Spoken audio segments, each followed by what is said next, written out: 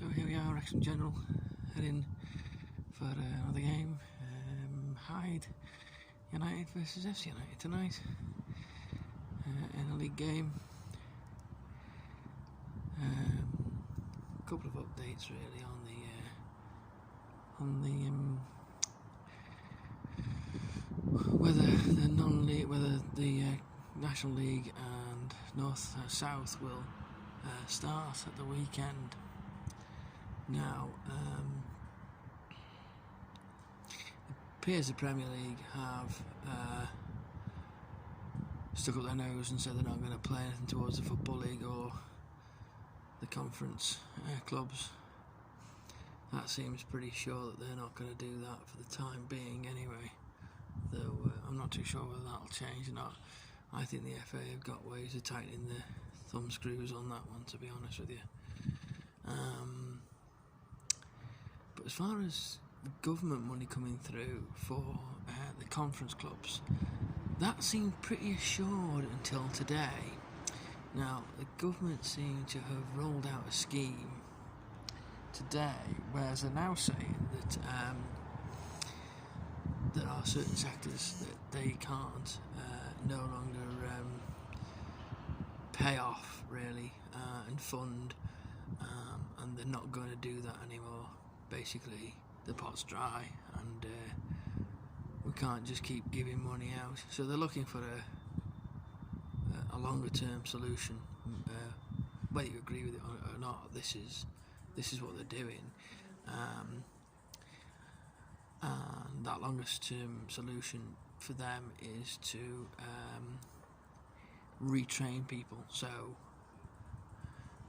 those sectors are effectively dead, that can't be opened through the COVID-19 pandemic.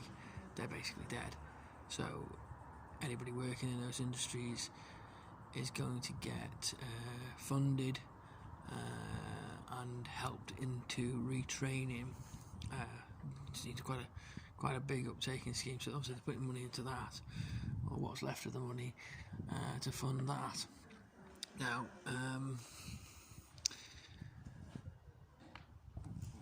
whatever your views are on that, by the by, really, at the present time, that might see them not give funding for the football, but they say it won't start for 6 months, so that's sort of March time. So will they give funding till March?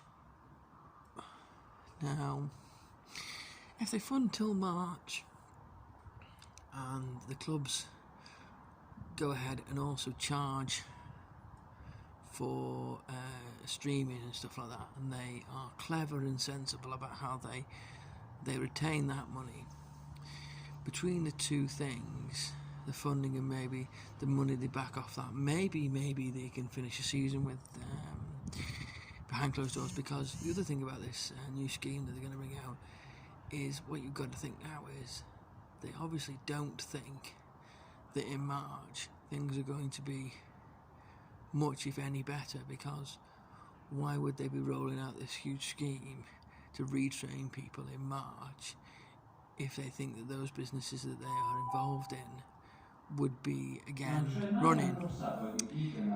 So they mustn't think that things are going to get any better by March. And I think what is going to happen is that the R rate might be down, and in general the virus might be depleting, but they will probably say, well, last time we opened up a bit more, it all went to pot, so we're not risking it again until we get a vaccine. So even if things do improve, I don't think they'll open up again. Certainly they'll be more cautious about it. So if you are in any of those industries, you're going to have to retrain according to the government in March. So that would probably see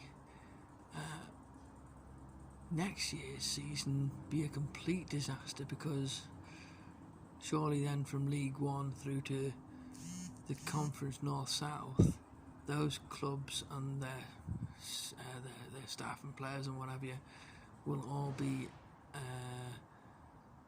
either mothballed or completely put aside because they will have to allow all the staff to retrain and get other jobs because they won't be able to afford to pay them anymore because there won't be more funding coming through.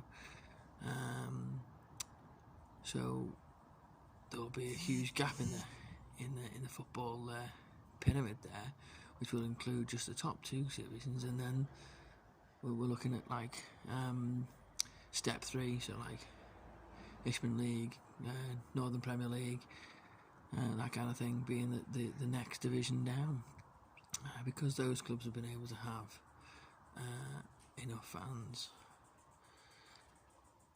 and if they got allowed enough fans, then obviously they're not paying players, so at that level, also they're only just giving match fees and stuff like that, so they're not giving a great deal of money away to those players, so they're able to survive on those smaller crowds anyway. And some of those clubs, most of them, are probably not getting any less than they normally would. Probably a couple of clubs are, but not many. And those clubs that do get more probably can reduce their costs around it and survive.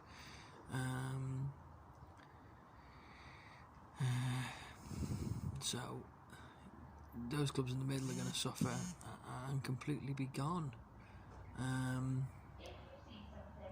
So this playing without fans and people being happy about it and people being happy to stream it, in a way becomes an even bigger issue in my view, because if you're saying now, right, okay, you're not gonna those clubs are gonna go in 12 months' time. They're not gonna exist. They're not gonna have the income because there won't be fans allowed in. The funding will have gone, and all they'll have left is the streaming. They're either going to have to continue to play behind closed doors and just stream. I don't know if that's enough. Personally, I don't think that's enough. I don't think clubs will get the money in that bigger number to make them survive with just streaming. So I don't think that will matter. Never mind how many match day costs they can cut. I still don't think the uptake will be big enough. I mean, sure, I could be proved wrong, and that's fair enough, but I don't think so personally. So surely pushing to get fans back in grounds now and refusing to play without those fans is more prevalent than ever, because this time next year the football club have gone because the employees will have gone to retrain for other jobs, and it stuns me that people can't see this, and surely this, well, I don't think it will. See, to me, you think, gosh, that must open people's eyes seeing what the government have announced today, but I don't think it will. People just seem very blinkered to their own club and the very short term of starting this season. People aren't even looking to the end of the season or halfway through the season, because you think about it, right? If your club's doing shite, right, it comes to like Christmas and your club's doing shite, and they're not all the clubs, and they're not going to go up. Are you really gonna be paying to watch the games? You think, I can't be arsed, and they're gonna lose out. Those clubs are gonna lose out. Okay, a couple of clubs will do well out of it. They're gonna be successful, whatever. But only for a short period of time until they start doing badly the following season or the following season after that. How long can you play without fans? As long as it takes you to be crap, I suppose. Which for most clubs is at least at a reasonably regular interval, that they're crap. That's why they're down in these divisions. They're not consistently successful. You know, if they were consistently successful, they would play in the Premier League and there would be no problems. But they're not, are they?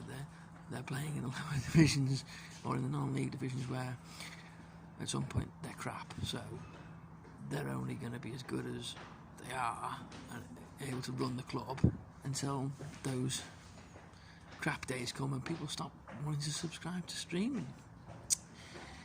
You know, you could say, yeah, but people leave the grounds in bigger number. You know, people would not go and watch home games or whatever if the clubs are crap. That's not entirely true, because people are more tied to it when they're actually going to the game. I mean, people have got season tickets, and you're bringing that money in early in the season. So those people are tied to continue to come, to continue to put money behind the bar at the club and, you know, have the pies and what have you. So the income from those people, because they've dedicated themselves for that season, is still going to come in whether you're crap or not.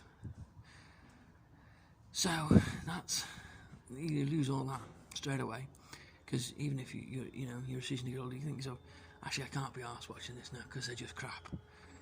And are you going to go back to streaming it? Well, no, because then you probably see, oh well, look at the money I'm saving through streaming. Like you know, it's losing that connection with your club, really.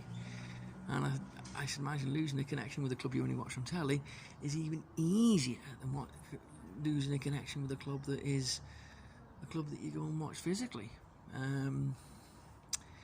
So I think people are being very short-sighted on this subject, and I think with the way the government have put this across today, that they're going to retrain people, you could really be without a football club very, very quickly in most cases, and I think that's very worrying. And it's very worrying the way people have just sleepwalked into this pay-per-view streaming football. It's just ridiculous, and it's so sad to see for the game. It really is.